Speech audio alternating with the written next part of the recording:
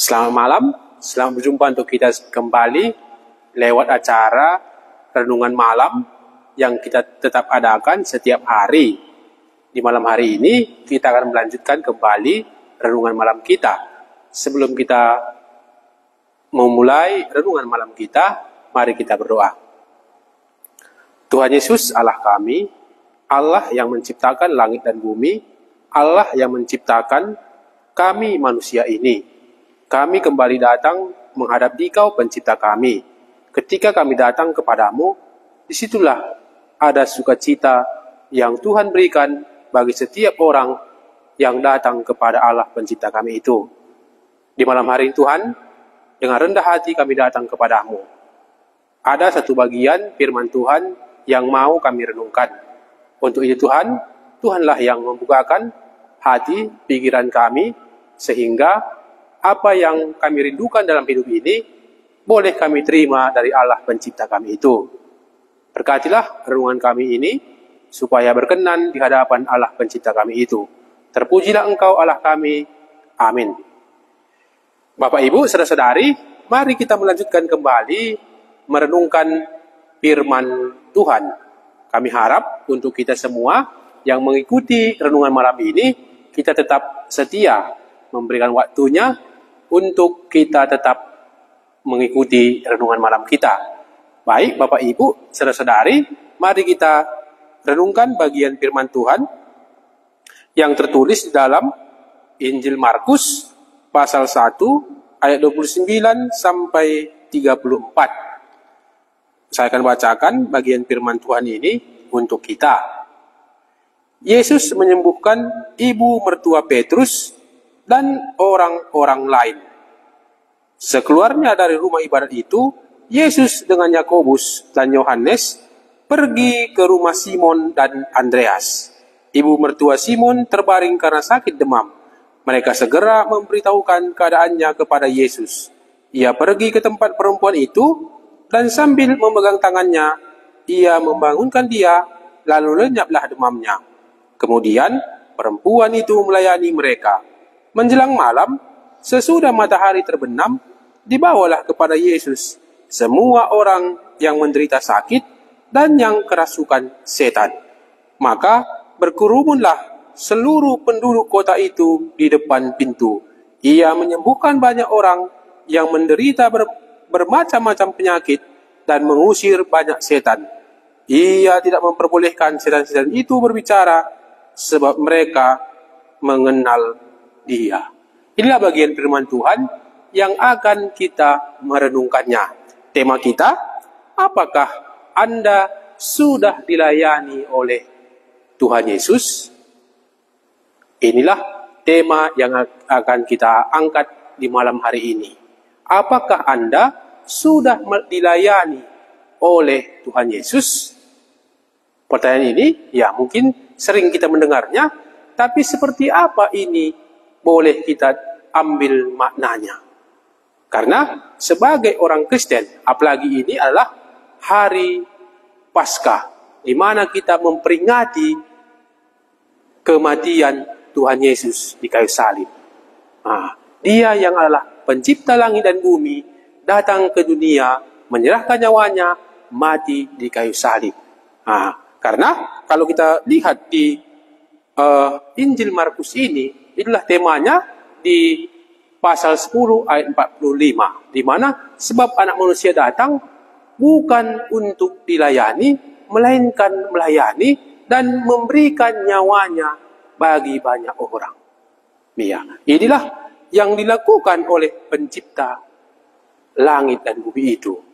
Jadi di sini, apakah Anda sudah dilayani oleh Tuhan Yesus ini? Sebagai orang Kristen, mungkin pertanyaan ini bisa juga asing bagi kita. Karena sebagai orang Kristen, kita selalu menganggap diri kita lebih layak aku melayani Allahku itu. Aku yang adalah ciptaannya, lebih layak aku melayani penciptaku ini. Lebih layak aku melayani Allahku ini. Itulah Tuhan Yesus. Sebagian besar itulah anggapan banyak orang. Makanya sewaktu kami sekolah gitu, lebih banyak orang aktif untuk melayani Tuhan Yesus. Tapi pertanyaannya, orang yang sudah melayani Tuhan Yesus itu, sudahkah dia dilayani terlebih dahulu? Karena bagian firman Tuhan ini, kita akan melihat bagaimana ibu mertua Simon Petrus ini, dia akan dilayani terlebih dahulu oleh Tuhan Yesus. Makanya saya tertarik mengangkat tema ini supaya kita boleh merenungkannya. Kita yang selalu giat melayani Tuhan Yesus, apakah kita sudah dilayani oleh Tuhan Yesus itu? Makanya mari kita melihat bagian firman Tuhan ini. Yesus menyembuhkan ibu mertua Petrus dan orang-orang lain. Makanya di sini mari kita perhatikan dalam hal apa ibu mertua Simon Petrus ini dan orang-orang yang ada dalam perikop ini, dalam bagian apa Yesus melayani mereka. Kita lihat ayat 29. Sekeluarnya dari rumah ibadat itu, Yesus dengan Yakobus dan Yohanes pergi ke rumah Simon dan Andreas. Ini ceritanya, pastilah dari perikop yang sebelumnya, bagaimana Tuhan Yesus masuk ke rumah ibadat, dan sewaktu dia berada di rumah ibadat ini, ada orang yang kerasukan setan. Dan disitulah Yesus mengusir setan itu. Jadi orang yang melihat itu takjub, karena belum pernah dia melihat seperti itu. Tuhan Yesus dengan pengajarannya dia berkuasa, dan dengan perkataannya dia berkuasa mengusir setan. Makanya sekeluarnya dari rumah ibadat itu, Yesus dengan Yakobus dan Yohanes pergi ke rumah Simon dan Andreas. Tuhan Yesus mengikuti murid-muridnya, itulah Yakobus, Yohanes, dan juga Simon dan Andreas. Kalau kita lihat dari Injil yang lain, inilah murid-murid Tuhan Yesus yang dipanggil pertama. Jadi mereka inilah yang pertama dikunjungi oleh Tuhan Yesus. Saya kembali membacakan untuk kita. Sekeluarnya dari rumah ibadat itu, Yesus dengan Yakobus dan Yohanes pergi ke rumah Simon dan Andreas. Ibu mertua Simon terbaring karena sakit demam. Mereka segera memberitahukan keadaannya kepada Yesus. Jadi di sini ceritanya bagaimana ibu mertua Simon Petrus sedang demam. Dia mengalami sakit penyakit.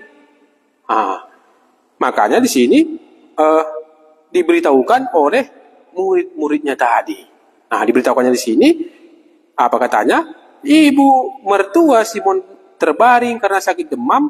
Mereka segera memberitahukan keadaannya kepada Yesus. Murid-murid sudah melihat apa yang sudah dilakukan oleh Tuhan Yesus. Makanya ketika mereka mengalami kesulitan di mana ibu mertuanya sakit demam, diberitahuannya kepada Tuhan Yesus. Mereka mulai mengenal Tuhan Yesus dan memiliki iman bahwa Yesus inilah yang sanggup melayani, menyembuhkan ibu mertua Simon Petrus ini. Diberitahukannya kepada Tuhan Yesus. Ibu mertua Simon terbaring karena sakit demam. Mereka segera memberitahukannya kepada Yesus. Baru ia pergi ke tempat perempuan itu dan sambil memegang tangannya, ia membangunkan dia, lalu lenyaplah demamnya.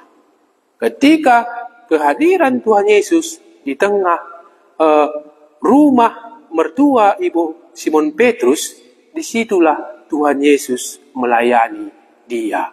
Jadi apa yang diperbuat Tuhan Yesus di sini dalam melayani, itulah dia memegang tangannya, ia membangunkan dia, lalu lenyaplah demamnya.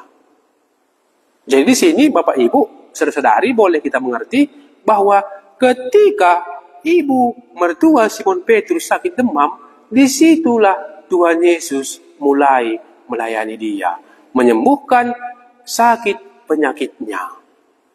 Kalau kita tahu sakit demam itu sangat membuat kita nggak bisa nggak bisa bekerja, kita hanya bisa terbaring. Mungkin Bapak Ibu, saudari, ada pengalaman kita bagaimana keadaan Ibu Simon Petrus ini. Sakit demam dan tidak lagi bisa berbuat sesuatu. Tetapi ketika Tuhan Yesus memegang tangannya, membangunkan dia, lenyaplah demamnya. Anak manusia datang untuk melayani. Baru perempuan itu melayani mereka. Jadi, apa tujuan Tuhan Yesus menyembuhkan ibu mertua Simon Petrus? Di sini boleh kita lihat ketika perempuan itu disembuhkan sakit demamnya, perempuan itu balik melayani Tuhan Yesus. Jadi, dari apa yang sudah dilakukan di sini, dari kelanjutan ceritanya nanti, rumah ibu Simon Petrus inilah yang tetap dipakai oleh Tuhan Yesus untuk mengabarkan Injil Kerajaan Allah. Jadi di sini Tuhan Yesus yang datang melayani, dan ada timbal baliknya yang dilakukan oleh ibu Simon Petrus. Dia kembali melayani dan segera bangun melayani Tuhan Yesus dan melayani orang-orang yang mengikuti Tuhan Yesus. Setelah ibu Simon Petrus dilayani, barulah dia boleh melayani.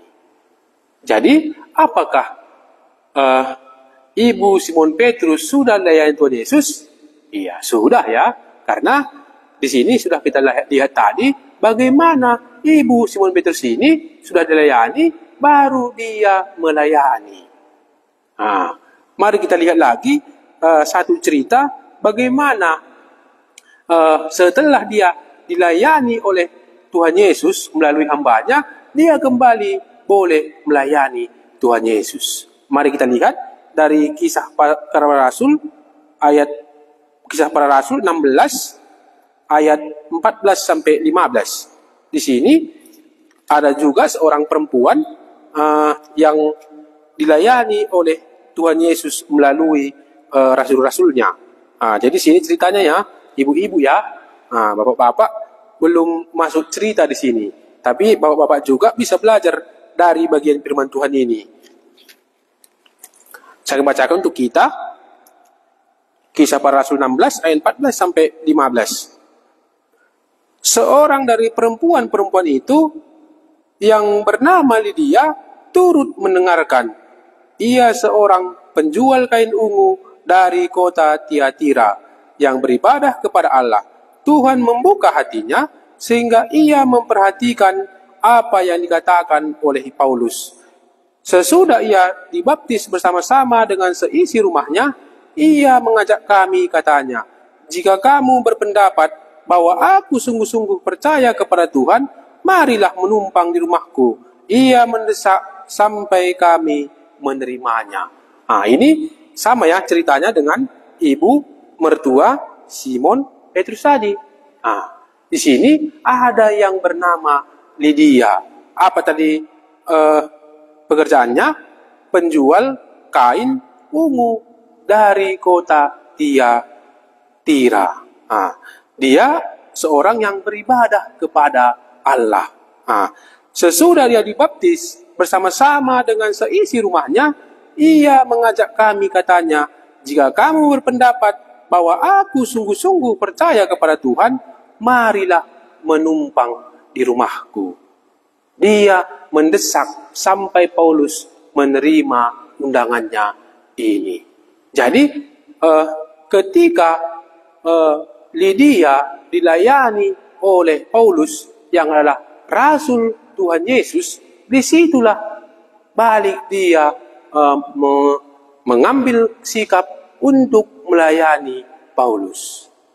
Jadi bagian firman Tuhan ini boleh kita melihat bahwa seharusnya kita harus dilayani oleh Tuhan Yesus terlebih dahulu, barulah kita bisa melayani Dia. Jadi Bapak Ibu, saudara-saudari, apakah Anda sudah dilayani oleh Tuhan Yesus itu? Karena dari perubahan sikap Ibu Simon Petrus, Ibu mertua Simon Petrus dan Lydia ini nampak di situ. Tanpa disuruh pun dia tergerak hatinya. Bukan karena peraturan, bukan karena disuruh-suruh. Hatinya tergerak melayani Tuhan Yesus. Inilah yang benar di hadapan Tuhan Yesus itu. Makanya Bapak Ibu, bolehlah kita belajar dari bagian firman Tuhan ini. Apakah Anda sudah dilayani Tuhan Yesus? Kalau kita melihat cerita bagaimana Tuhan Yesus melayani murid-murid, itulah sewaktu Tuhan Yesus membasuh kaki murid-murid, di situ ada muridnya yang keberatan dibasuh muridnya. Ada murid yang menolak ketika Yesus mau melayani dia. Bapak Ibu pasti tahu ya, kalau kita sering membaca Alkitab, murid ini, itulah Simon Petrus. Ketika Tuhan Yesus sampai kepada Simon Petrus untuk membasuh kakinya, Simon tidak memperbolehkannya. Apa katanya? Engkau adalah guru. Tidak mungkin engkau membasuh kakiku. Akulah yang seharusnya membasuh kakimu. Tapi apa kata Tuhan Yesus? Tuhan Yesus mengatakan, jika engkau tidak kulayani, jika kakimu tidak kubasuh, engkau tidak mendapat bagian di dalam aku. Jadi di sini Bapak Ibu, marilah kita belajar dari pengalaman Simon Petrus. Dia adalah murid yang bersama-sama dengan Tuhan Yesus, tetapi ketika dia menolak dilayani oleh Tuhan Yesus, Tuhan Yesus berkata kepadanya, jika engkau tidak kubasuh, tidak kulayani, engkau tidak akan mendapat bagian di dalam aku. Jadi Bapak Ibu, seharusnya kita harus dilayani oleh Tuhan Yesus terlebih dahulu. Barulah kita mendapat bagian, untuk itulah boleh kita melayani Dia. Karena banyak perkumpulan gitu, kalau ditanya dia, apakah Anda sudah dilayani Tuhan? Banyak orang berkata, banyak dalam perkumpulan itu berkata, aku sudah melayani Tuhan Yesus itu. Untuk apa lagi aku dilayaninya? Aku rajin melayani Tuhan Yesus itu. Untuk apa aku lagi melayani Dia? Dari pengalaman si Petrus itu, bolehlah kita belajar. Berilah diri kita dilayani terlebih dahulu oleh Tuhan Yesus. Karena kalau kita lihat kembali ke tema Markus itu, Anak Manusia datang bukan untuk dilayani, tetapi untuk melayani. Bagaimana Tuhan Yesus melayani di bulan Paskah ini? Itulah Dia dengan menyerahkan nyawanya, mati di kayu salib, supaya Anda boleh dilayani Dia. Kalau sampai di sinilah kita berhenti. Apakah kita sudah bisa dilayani oleh Tuhan Yesus itu? Pengalaman Simon Petrus, ketika dia menolak dilayani oleh Tuhan Yesus, dia juga akan tidak mendapat bagian di dalam Tuhan Yesus. Jadi di sini kembali kita ke Markus tadi, bagaimana ibu mertua Simon Petrus ketika dia sakit demam, dia dilayani dengan disembuhkan oleh Tuhan Yesus. Setelah dia sembuh, barulah dia melayani Tuhan Yesus. Inilah bagaimana Tuhan Yesus itu, Allah pencipta kita itu, terlebih dahulu melayani orang-orang yang Dia jumpai. Di sini, Ibu Simon Petrus dilayani. Mari kita lihat lagi ayat 32. Menjelang malam, sesudah matahari terbenam, dibawalah kepada Yesus semua orang yang menderita sakit dan yang kerasukan setan. Berita tentang Tuhan Yesus, bagaimana dia berkuasa, bagaimana dia dilayani. Banyak orang datang membawa semua orang yang menderita sakit dan yang kerasukan setan.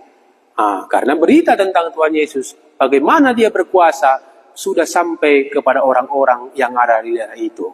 Makanya ketika Tuhan Yesus sudah menyembuhkan ibu mertua Simon Petrus, ketika malam, maka datanglah orang-orang membawa yang sakit dan yang kerasukan setan. Mereka berharap supaya Tuhan Yesus menyembuhkan mereka. Jadi sini, dalam hal apa mereka dilayani oleh Tuhan Yesus? Ibu Simon Petrus dilayani dengan disembuhkan sakit penyakitnya. Kalau orang-orang kerasukan setan, bagaimana Tuhan Yesus melayani dia? Mari kita lihat lagi. Menjelang malam, sesudah matahari terbenam, dibawalah kepada Yesus semua orang yang menderita sakit dan yang kerasukan setan. Maka berkerumunlah seluruh penduduk kota itu di depan pintu. Ia menyembuhkan banyak orang yang menderita bermacam-macam penyakit dan mengusir banyak setan. Ia tidak memperbolehkan setan-setan itu berbicara sebab mereka mengenal dia. Jadi di sini Tuhan Yesus melayani yang kerasukan setan dengan mengusir setan-setan itu. Dan tidak membiarkan setan-setan itu berbicara mengenai Tuhan Yesus. Tuhan Yesus seperti bagaimana Tuhan Yesus melayani di Bait Allah itu, Tuhan Yesus tidak mau mendengarkan kesaksian setan. Makanya kalau di sebelumnya Tuhan Yesus berkata, diam, keluar daripadanya. Tapi dalam cerita kita ini, bagaimana setan-setan itu diusir dari orang-orang yang dirasuknya dan tidak memperbolehkan setan-setan itu berbicara kepada Yesus. Jadi, bagaimana, dalam hal apa mereka dilayani oleh Tuhan Yesus? Bolehlah kita melihat Bapak Ibu bahwa Ibu Simon Petrus, ibu mertua Simon Petrus dilayani dengan kesembuhannya. Dan orang-orang yang dirasuk setan diusir oleh Tuhan Yesus. Demikianlah mereka dilayani oleh Tuhan Yesus. Tuhan Yesus datang bukan untuk dilayani, melainkan untuk melayani dan memberikan nyawanya menjadi tebusan bagi banyak orang. Jadi, apa yang boleh kita simpulkan dari bagian firman Tuhan ini? Bapak Ibu, saudara-saudari, apakah Anda sudah dilayani oleh Tuhan Yesus? Dalam hal apa Bapak Ibu, saudara-saudari dilayani dia? Supaya nanti ketika Tuhan Yesus yang sudah memberikan nyawanya supaya kita dilayani, disitulah kesempatan kita untuk datang ke pribadi Tuhan Yesus itu supaya kita dilayani dia. Di bulan Paskah ini, dalam hal apa kita sudah dilayani dia?